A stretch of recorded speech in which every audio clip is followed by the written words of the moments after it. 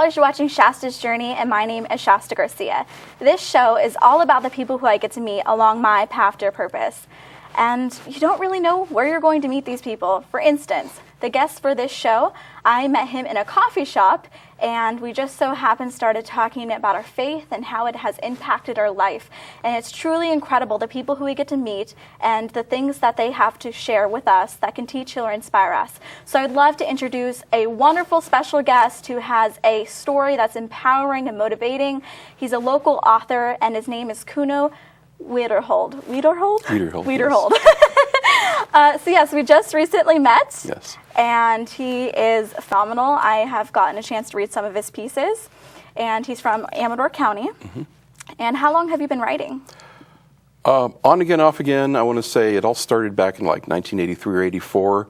And, but I really dabbled in it until probably maybe 2011 when I took it very seriously, when I really knew that's what I totally wanted to do. Before that, I did it just for fun, and I loved writing. I always have. But when I just took it seriously in 2011. Wow, okay. And to give people a little bit of perspective of who you are and where you came from, you haven't always lived in Amador County. No, I just moved here actually a year ago last month. I was born in Holland, Amsterdam, and we came to this country in 1960. My sister, my mom, and dad. Then we moved to California, Los Angeles, then to Thousand Oaks, of course. And then I spent the last 20 years in Bakersfield with my company. I'm retired from the insurance industry. I don't know if I'm allowed to mention any names, product names. Yeah, I mean, it's a part of your story. It's a part of what you did. Sure, I worked for State Farm Insurance for about 27 years. I was a commercial insurance underwriter. I started in the maintenance department while I was going to college at night. I was working days. When I earned my bachelor's degree, then I got promoted out of maintenance, and I got the job as an underwriter the last 17 of those years. And how old were you when you moved from Holland? Oh, I was 1960. I was 2 years old. Okay. Yeah. But it's still a part of your background, still a part of your history. Yes. That's awesome. Yes. Are your parents pretty involved? Like, do you still have family over there? Or? No. Well, cousins, some aunts and uncles. My dad, he passed away 2 years ago. My mom, the reason I'm in Amador is because my mom is in a nursing home up here, or up there, and my sister lives an hour south of here in Copperopolis. Okay. Do you think you're going to be staying here? Oh, yeah. I mean, it's so laid back, and the people are so friendly, and it's, I'm used to the hustle and bustle, I guess bigger city life, and it's, it's so much nicer when you drive around during the day and it's sunny and the birds are chirping and you just see rolling meadows with oak trees, and it's just very relaxing. And that's something I haven't had in a long time. Yeah, I haven't necessarily experienced the busy life, so I can't really do too much. But you just have so much to offer within your story. I know we recently talked, and you said that you are a veteran. Yes. And thank you so much for your service. You're welcome. If you guys are watching, it's almost Veterans Day, or thank you. It would have already passed. So yeah, tell me a little bit about your experiences in the U.S. Navy, correct? Okay. Yes. When I graduated high school, I graduated a year early, and I didn't have a direction what way to go. This is in the 70s, early 70s, 1975. Vietnam hadn't come into an end yet, and of course I was 17 years old. I couldn't go in any sooner than that. My mom and dad had a sign for me because I was still a minor. Went in, and I joined the construction end of the Navy, called the Navy Seabees, which I was a heavy equipment operator, which is what I trained to do, and I've circled the globe twice. I've served in a lot of land stations. I was in, I guess I'll say it, Naval Mobile Construction Battalion 3 and in Naval Mobile Construction Battalion 133. Yay! And I spent a year on an island called Diego Garcia. They named it after you. It's in the Indian Ocean, and it comes up a lot in the news these days. But when I was there, 1976, our bicentennial year, I was running big earth-moving equipment, and one of my jobs, I guess I'm allowed to talk to it now, it was a long time ago, was extend the runway. Had a very short runway, and you couldn't land large fighter jets and bombers and all this there. But we extended the runway 3,000 feet, made it so that you can land bigger planes there and that kind of thing. Wow, that's awesome. Yeah. I think it's so cool that you can do jobs like construction in the military. Yeah, it was... you can do any profession, right? I mean, oh yeah, pretty much. oh that's, boy, that's awesome. you name it, and especially today with technology. I just don't think people realize it. Oh yeah. I think most people just assume that it's all battle stuff, but it's not. There's stuff like, construction. And Well, it's awesome. there's computers, technology. There's so many different aspects, that a lot of people, when they go in because they are learning a trade or a skill or a profession. A lot of people do that. What do you think was the most important thing that you learned throughout your experiences in the military? Responsibility. They give you a lot of responsibility at such a young age. And I'd say responsibility, definitely, yeah. What kept you going throughout all the years in the military? I know it's a hard thing to do, whether or not your profession, but Well, there's difficult times. Yeah, well, I was in the Navy for 4 years, honorably discharged. They have different enlistments that you can sign up for. I don't know what they are these days, but mine was 4 years, of active duty, and. Patriotism is why one of the reasons I went in, patriotism and the fact that I didn't know what I wanted to do when I got out of high school. I in no way was ready for college yet, and I didn't know what I wanted to do. And the Navy, again, I was a patriot. I was pro-America, and I am, and I just wanted to do something for my country. Do you think that that's a route that teenagers and young men and even women should look into after high school? It's a decision they have to make for themselves, a personal decision, because you're making a large commitment. But I would say yes, and the reason is in Holland, where I'm from, and Switzerland, and a lot of other European countries, it's mandatory that you have to serve at least a 2-year compulsory term in the service. I believe that's how it is in Mexico too. Oh, okay. I believe somebody said something about it, and I was like, oh, really? Yeah, I wasn't aware of that. But so I think everybody should serve, and it's not for any reason except for A, I believe it's the right thing to do. B, you're helping in so many areas your country where they need you. And you learn things, you learn about people, you travel. It's a great place to mature, as I did. When I was young, I just didn't have a lot of responsibilities, and after the Navy, I could do a lot of. At least I believed I could do a lot of things. You believe in yourself. They give you that confidence. They give you that responsibility, the confidence to go in the workplace and succeed. How did you start thriving in the civilian lifestyle again after being in the military for that? Well, I worked and I went to school, and went to school for a long, long time. I went to the junior college level, and then I graduated from there. And of course, I went to university. I went to California Lutheran University and finished there. You just continue with your life. Life goes on, and you find things that you want to do. You set goals for yourself, and the goals keep you inspired. So the way you thrive is just by being inspired and by doing those things. Your friends and family, they encourage you, and then they support you in that way, and eventually you see a light at the end of the tunnel. Eventually, that's what you're after. In fact, what you mentioned to me that you had taken some classes, you were in school, and to me that when I was in college, near the very end before I graduated with my bachelor's, there were 2 words that I knew. When I heard those words, I said, wow. Those words were grad check.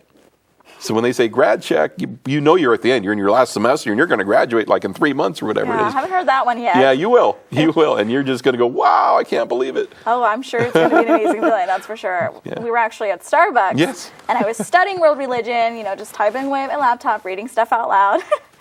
And what do you know? An author sitting right across from me, just, hey, are you like... Well, I went to California Lutheran University, as I mentioned. It's a religious school. And you have to take one religious class to go, in addition to all the other classes you take to graduate. So I think that education has really helped me a lot too, in my belief with God, of course, and with academics, and in my professional career. It's really taken me places that I'm really proud to say that, I'm glad that I invested the time in doing that. And I would just highly recommend to anybody, if you have the opportunity to go, even if you're working, going nights, or working nights and going days, whatever it is, or if you're fortunate where you don't have to work and you can just go that direction, by all means do it, because when you're done, get it out of the way. You always have that to rely on, and a lot of employers these days are looking for skills and It's true. some sort of validity that you can walk in there and bring a lot to the table, and you've got that on top of your on top of your portfolio of skills.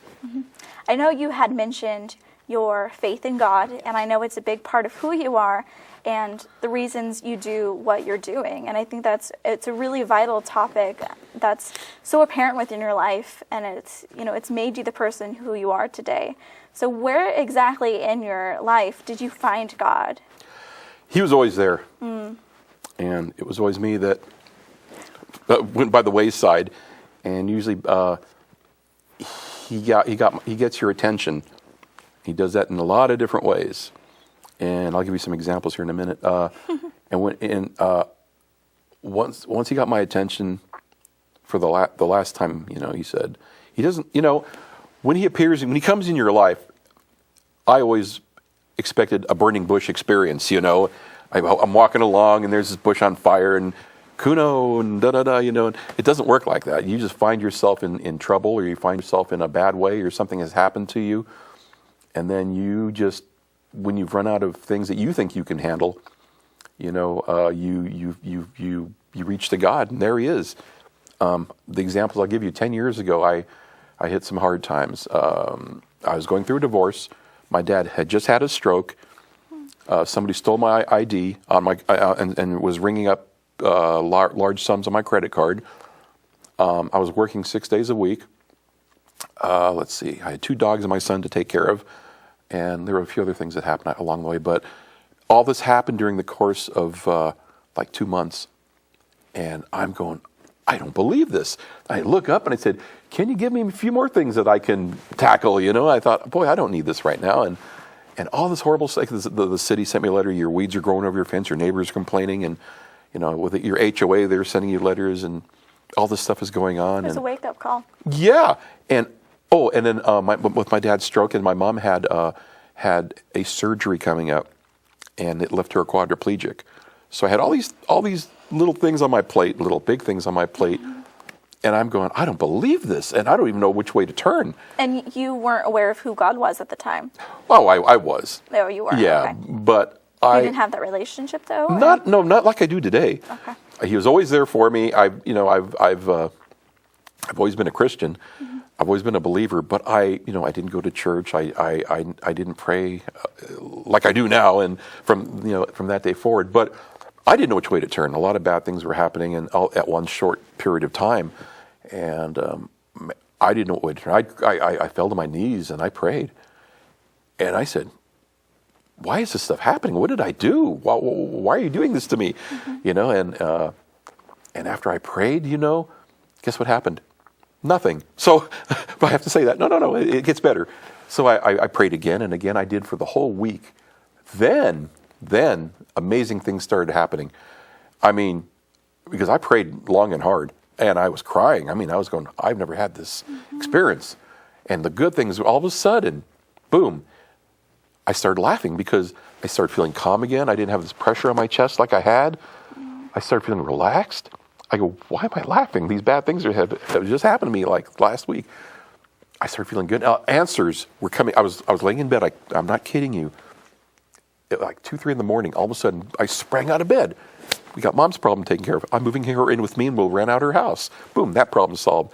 All of a sudden, I found I forgot about a bank account I had, because I had a couple of small, it was a Christmas fund, and I forgot how much money I had in there. That's what I meant to say. I knew I had, I just didn't know what the balance was, and there was the money to take care of. I hired a gardener and got the city, taken care of us. I took pictures. I'm all proud. Look, my yard's perfect now. The pool's not green anymore. The weeds are down and all this. And I wrote the credit card company, and I explained what had happened. They absolved me of any problems whatsoever, any wrongdoing, and they saw what happened, and they closed the card, and I didn't have to pay a dime. And I mean, just great things are happening. And I'm going, I don't believe this. And this is all within the course of a week after praying. Then I was able to sell my house. It fell out of escrow, and I had dropped my price by $20,000, way down, to help the buyer. I didn't really want to do that, but I thought, well, it was a tough economy, and they were experiencing hard times as well, but they wanted it and they needed it for cheaper. And I said, well, okay, I'll let you have it for less. And it fell out of escrow. And I was visiting friends in Dallas, Texas, And I was sitting on the lawn there at the in Dallas, right there at the grassy knoll, the famed grassy knoll where President Kennedy was assassinated. Because I took the tour and got the call from my realtor.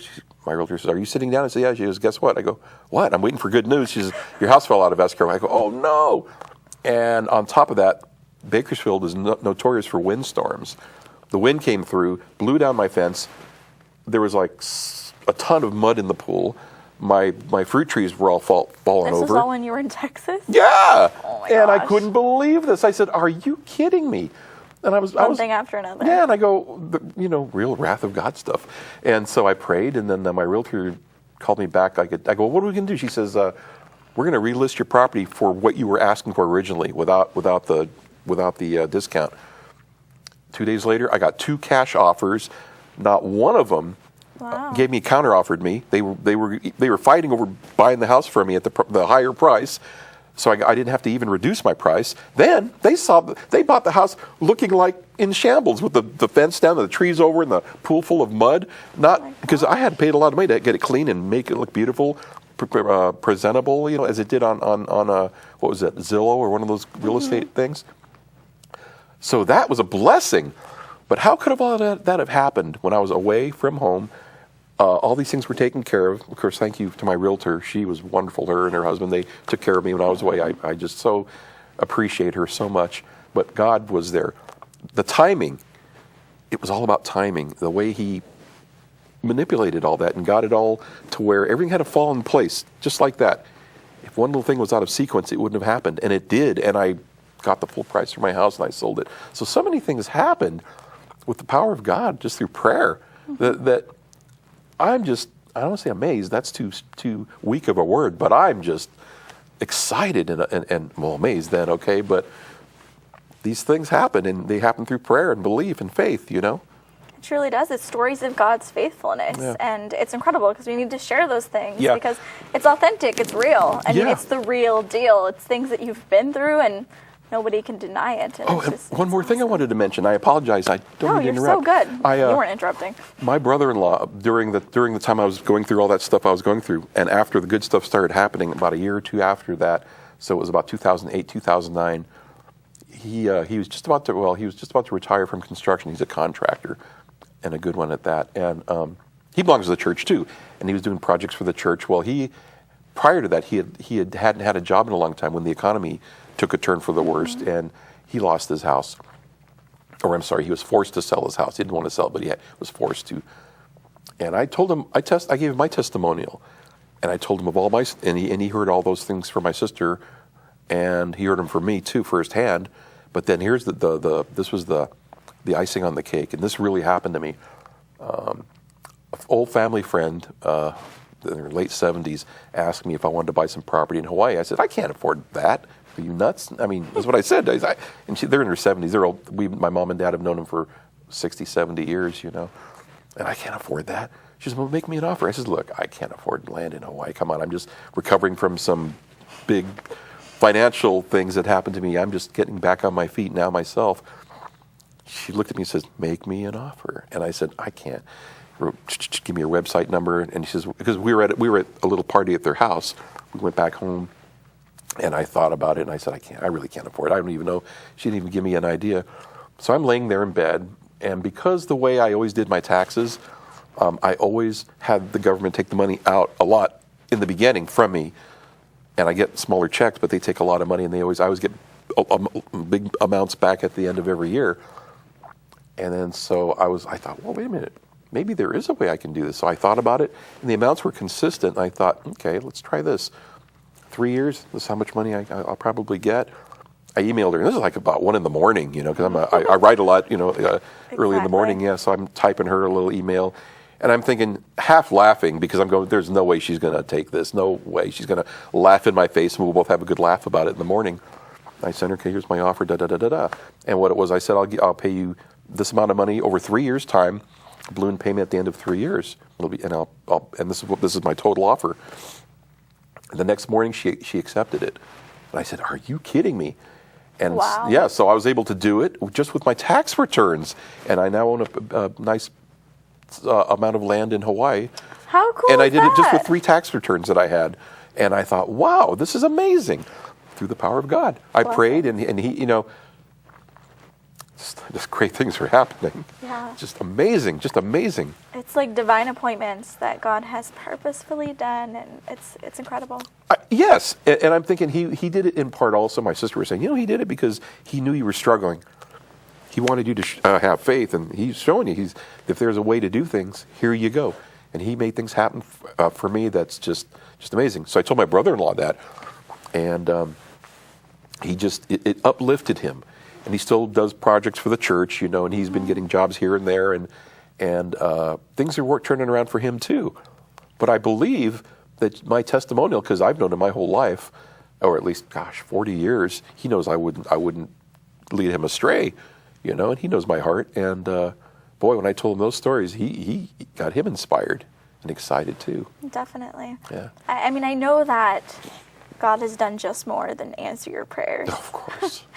But what do you think, why do you think people tend to be more receptive of what God is doing when we're going through the worst, when we're going through those valleys? It's probably because you're going through your life, everything's fine, you've got a roof over your head, you're eating, you're doing things with your friends, whatever, life is going on, and you're not struggling or hurting.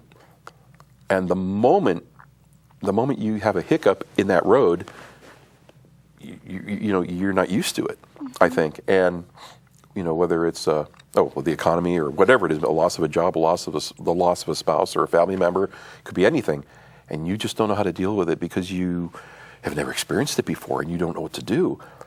And right away, you're looking for a support network or people that can relate or help you, support with you. And sometimes they're not available. And so they turn to God and they say, God, please help me. I just lost a loved one, or this happened, or I lost a job or whatever. And you pray, and you're with other Christians or whatever your faith is, and you feel a connection and a power, by virtue of the collective, And I think that through that you start to understand that through faith, it's like magnetism. You don't see magnetism.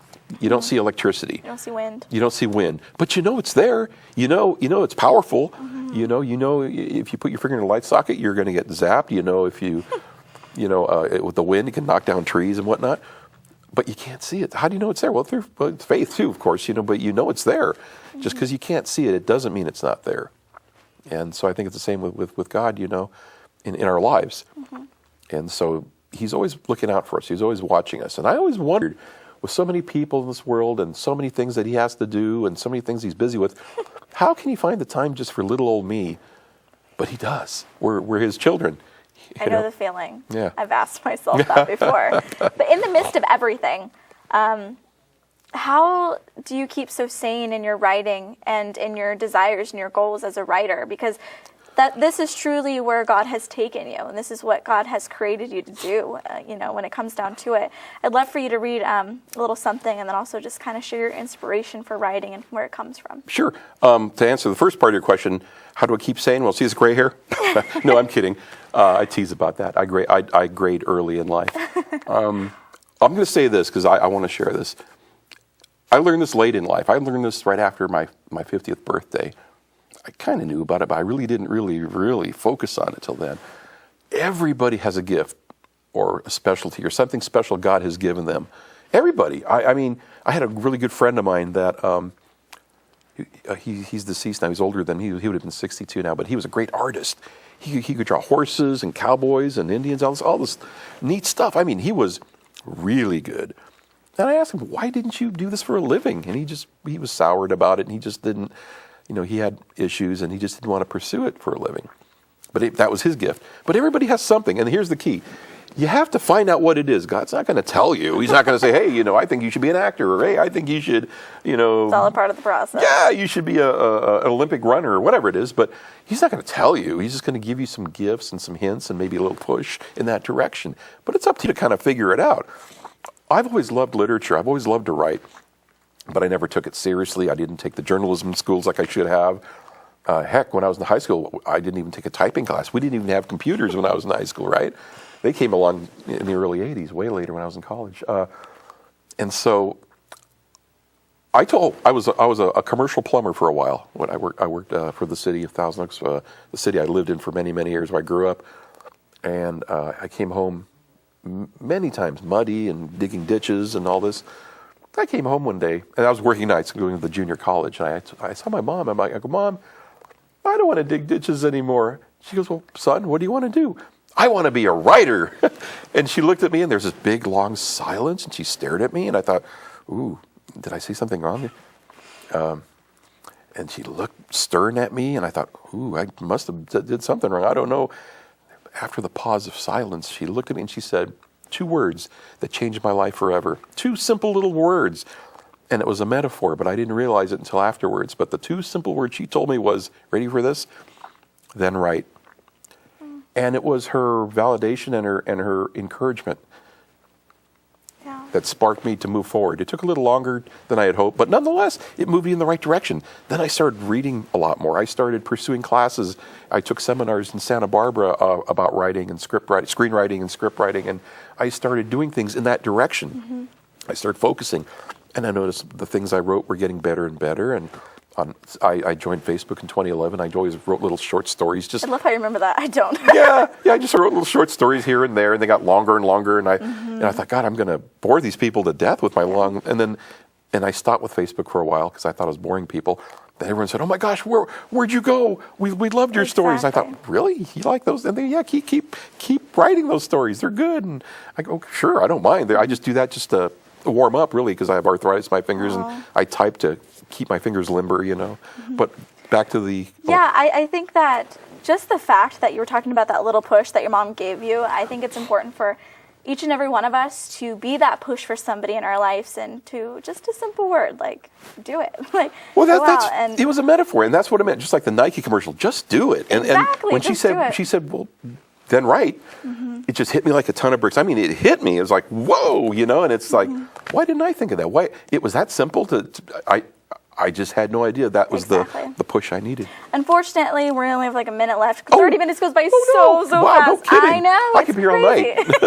Seriously. Turn the clock back. It's daylight savings time. Exactly. Go back 1 hour.